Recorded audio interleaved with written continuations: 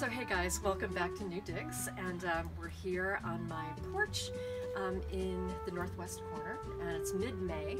Spring is finally here. So we thought we'd talk about some basic design, just garden design 101. Yeah. And the first thing we want to talk about, because it's sort of been something that we've been talking about in our own gardens, is cohesiveness and flow. Yeah. So cohesiveness is sort of tying everything together so it feels like one garden designed by one person. Right. And flow is sort of what sort of pulls you through the garden and pulls your eye through. So I think that in your garden, your cohesiveness and flow come a lot from your color story. Yeah, I would say that's true. And you know, just a note, Jill's background is in art, and you know, you're an art director and by trade, and so you know, she just has this amazing not only training but just overall sense of design that I would say I really lack. Years of color theory, but you're very intuitive about color. So that being said, I think your garden is beautiful. Yeah. So well, I'll tell you, the challenge that I've had is, you know, we're talking about cohesiveness, is linking the different garden beds. I tend to think of each bed as its own entity, and I've realized, gosh, you know, from this perspective, if you're standing on this level of the garden, it's a 360, and you need, that whole thing needs to be pulled together instead of just one, this garden has these colors and this style, this garden. And you know, one of the things we've talked about, a challenge, is that some of my garden beds are more in shade and some are more in sun. So making that color story work with plants that, you know, will work in both shade and sun it's been a little tough, but I'm getting there. I'm experimenting. well, gardening's a process. Yes. So your color story is, I mean, every garden has a lot of green. Right. And this time of year, it's more about the foliage. The flowers haven't really started happening in a big way yet. But your color story is drifts of chartreuse throughout the garden, and then also burgundy, dusky foliage. Yeah, and I like those two together because I think it makes both of them pop. And I just have an obsession with chartreuse anyway, and I was trying to convince Jill to do like a whole episode on chartreuse plants, and I'm trying to sneak that in case. I think she's aware of it, but that's the goal here. But and then once things start blooming, you have a lot of orange. Yes. And purples too. Yeah, orange and purple. I don't have a lot of pink in my garden, and I love pink, but I don't know. I've gravitated more toward, you know, warmer. Whereas my colors. garden, there's a lot more pink and purple. That's right. And I love orange, but I find it hard to work orange into it. Yeah. So, you know, whatever your color story is, it helps to kind of have it sort of pull through it and it sort of draw your eye. And another thing that helps kind of hold a garden together is drifts of things. Yes.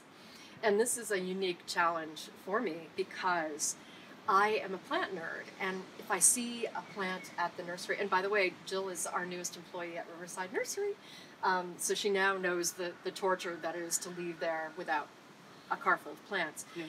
But the issue, you know, you see a plant you love, I see a plant that I love, and I want to see how it's going to perform in the garden. I want to see how hardy it is, and I like the look of it. So it's really hard to not go home with 6 separate plants. Yes, and then your garden looks like a mishmash.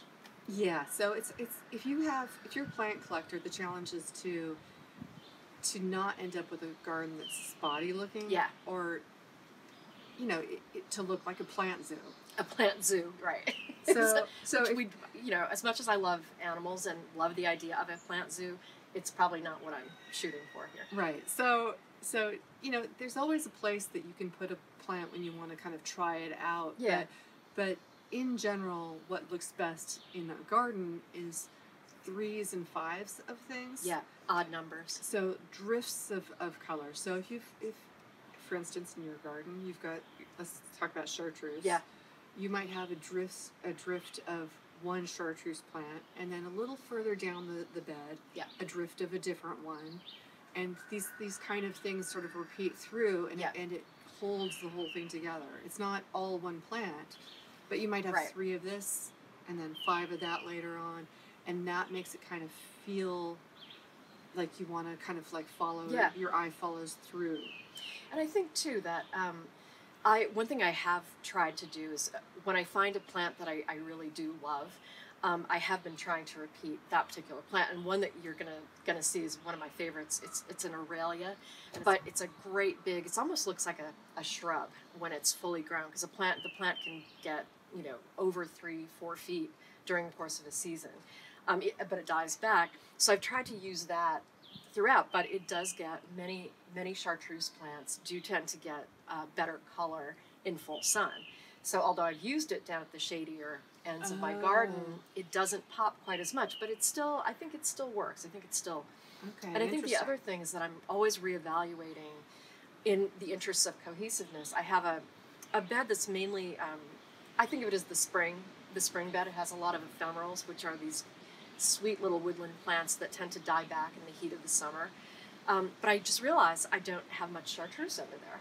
So when, again, in this evolution of a garden and of garden design, that's how each year, you kind of reconceive and you rethink.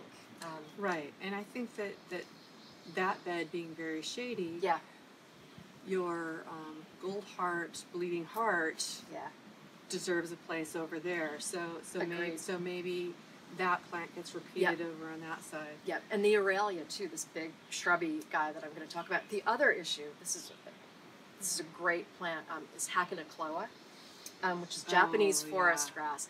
This grass is great because most grasses require full sun to really do anything. But these shade grasses, Hakinakloa, Carex, Carex, is another grass that can take some shade.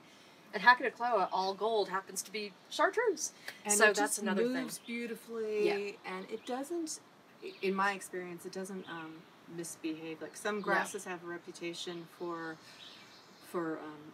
seeding and getting all running, over the place. 100%. But Hakinakloa seems to be really well behaved in a bed.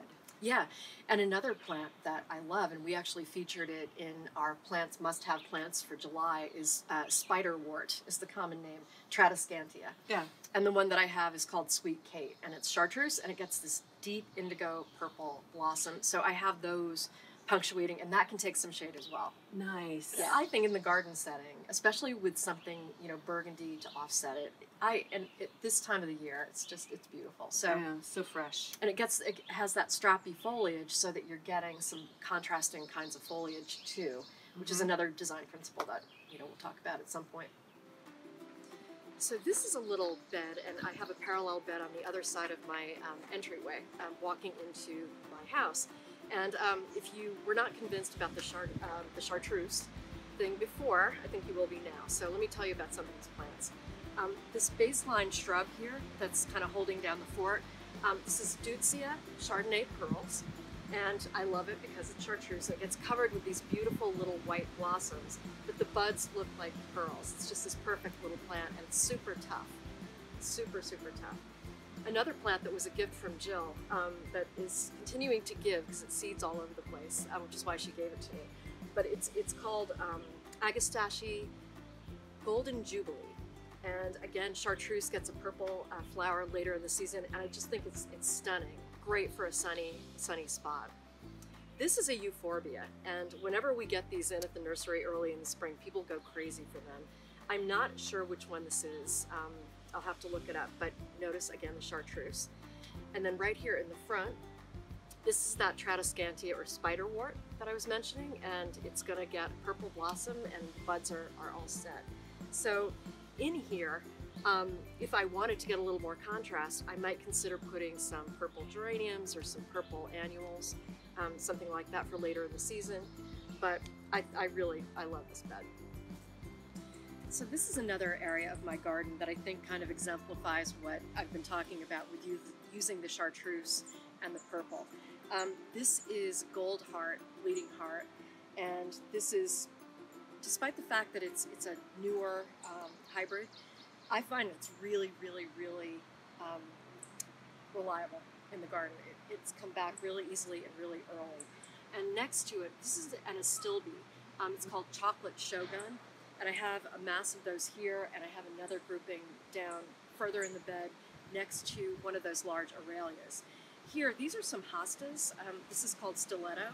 And even though it's not truly chartreuse, you can kind of see it's a lighter green, so that it's going to pick up some of this color. And then moving down the bed, I also have more Euphorbia, and I have more of that Tradescantia, the spider wart, down there, which you can see. So as Jill was mentioning before, the colors, chartreuse kind of pull you down the bed, and then when you are up close to it, you get that contrast between, you know, the burgundy and the chartreuse, which I think looks really lovely.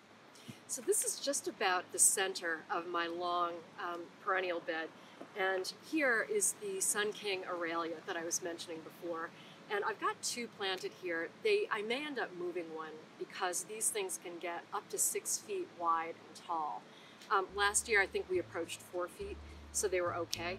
But I may end up moving one. And I also wanted to show you the contrast between this meadow rue, Phylacratum. I don't know which one this is, but it's a giant.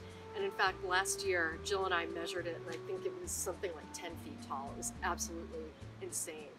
And I have next to it, this is a Hosta T-Rex, which is a really large scale hosta. So this is sort of the Jurassic Park area. We think it's giant in this part of the garden. But I really like, again, the contrast with the bluish foliage of this and of the hosta with the chartreuse Aralia. So hey guys, thanks again for joining us here on New Digs in my garden. And it's mid-May, the sun is out, the birds are singing, the lawnmowers are mowing. It's here finally. Spring is here. So just remember that gardening is a process. There's no such thing as a finished garden. It's, you know, evolve it as you see please. Yeah. Yeah, and I think, you know, plants are living things. Their size is going to change, their, you know, shape is going to change, and just have fun with it. And just, you know, but a few principles of design, as we said, are think about color, think about using groups of things and creating swaths, and think about trying to lead your eye through the garden, and also in my case, thinking about creating cohesiveness among the different garden beds. And so got a couple of projects and plants that I want to try to move around and to create even more cohesiveness. But I'm really, I guess this is my 3rd year in this garden, and I'm feeling like it's finally turning into a garden. Yes. Now, instead of a collection of plants. So guys, thanks again for joining us, and we will see you next time on New Digs. Bye. Bye.